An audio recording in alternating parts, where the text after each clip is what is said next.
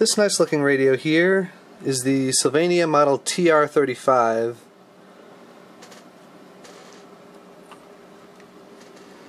This radio was made in West Germany by Korting for Sylvania, and it was produced around 1963. You can see that the dial here has civil defense triangles on it, and that system was shut down in 1963. Although some German radios continued to have the little triangles on them for several years afterwards. I guess they didn't get the memo. This one's in particularly great shape, and it's a fairly uncommon radio. The antenna's in perfect condition. It's a fairly delicate antenna, so I would imagine that many of them got broken. This set is AM/FM only, and was definitely intended for the US market. Let's give it a listen. It's set to FM right now.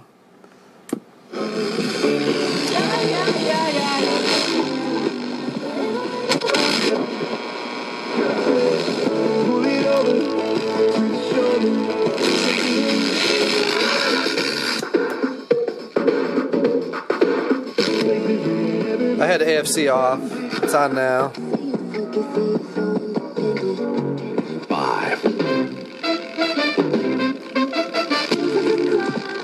No, you never get the loving that you needed. To the left for a call and you heeded. Begged and I pleaded, mission complete.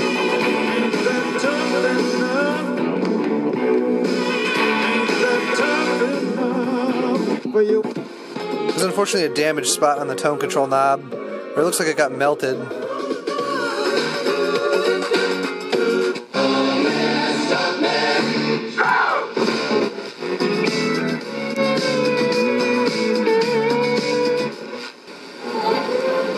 Highs in the mid-70s.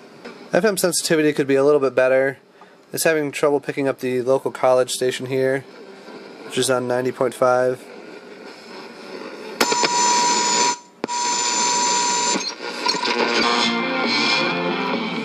There's AM 680. Don't think all the tears are gonna hold me here. It's fairly sensitive to interference. That's probably switching noise from a power supply or something. I didn't realize roles I'd have to play. But no matter what, I know I'm still his daughter. As you can see, the volume's already booming when you turn the control like a quarter turn. Resource Center at aarp.org. And the three of them, by the time I'm done talking, they may trail. The Wolverines right now in good scoring position. The reason Maryland leads, they returned. Yeah, once I got to college and realized there was an alternative, okay, yes, I was good. like, that's a good alternative. And someone I've heard someone say that they were.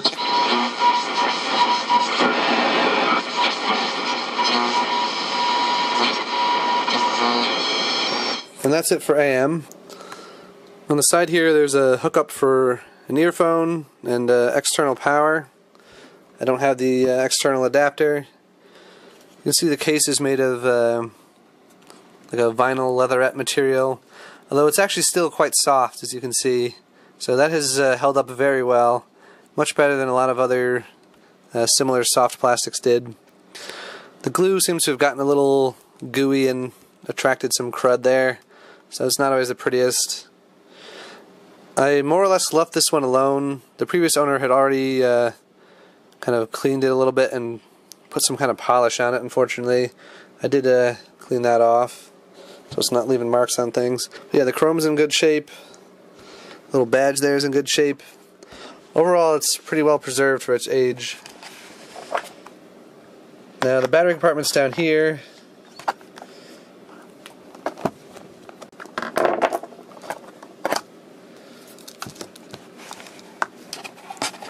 There's the label. It's all taped up. You can see it's a model TR-35, and Sylvania's consumer products division was in Batavia at the time. Although this radio was of course not made there, other than I guess this sticker. The battery holder's a little tough to remove, but there we go. You can see it takes 6 C cells, which I'm going to pop out of there. This battery holder was definitely made for the US market. I would bet that the German version of this set took two of those weird flat 4.5 volt batteries with the foldable metal tabs that were originally intended for flashlights, but got used in quite a few European sets. Now you can see that there's some corrosion in here, but not enough to keep it from being usable. And I think those contacts are silver plated. Fairly nicely made. Now I'm not going to put the battery cover back on just yet, because I'm going to take off the back cover. Doing that's a little more annoying than some German sets, but still easier than quite a few other radios from this time period and later. To take off the cover, you got to remove this metal piece here, which is stamped AM, FM, AFC. That'll prevent you from taking the back cover off, well, without damaging the switches at least. So I'm just going to put the camera down and take those screws out. So here's that metal piece. Next you got to take out this screw on the bottom here.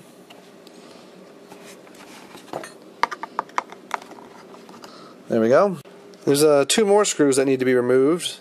You have to take off the handle first to get at them. Just press down on the handle like that on both sides. It'll unlock.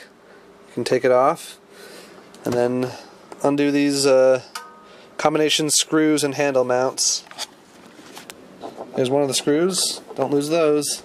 They won't be easy to replace. And there's the other one.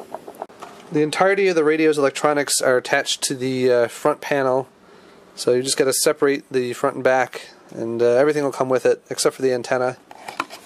So I just took the back cover off. You can see it there. There's a little tab here that you have to disconnect the antenna lead from. Don't forget to do that, and to put it back when you're done. You can see the serial number there. It's a fairly long one, so I'm not going to read that out. I think fairly impressively, this radio is still all original, and it still sounds quite good. Those German caps are higher quality than, well, at the very least, the caps that were being put in American radios at the time. The set has all germanium transistors. The audio amplifier is here. You can see it's quite well built. It has two large transformers. They were coated in some kind of red coating, which has gotten kind of funky looking. Looks like pink slime. And yeah, here's the 4 transistors that make that amplifier up. It's got fairly unusual IF transformers, and they serve as the IFs for both AM and FM. This radio has quite a mix of transistors in it. This AF137 here was made by Telefunken. This one I can't see the label on because it's facing the wrong way. Looks like an AF116 or something. Was made by Siemens. You can see their logo there. And this little transistor here, a 2SA93, was made by Toshiba. And these are either Telefunken or Mullard, most likely Telefunken. And I'm not sure about these. This is the tuner here, and the FM front end is in there. The speaker was made in Italy, which I find pretty interesting. Well, that's all there is to show about this radio in general, so thanks for watching.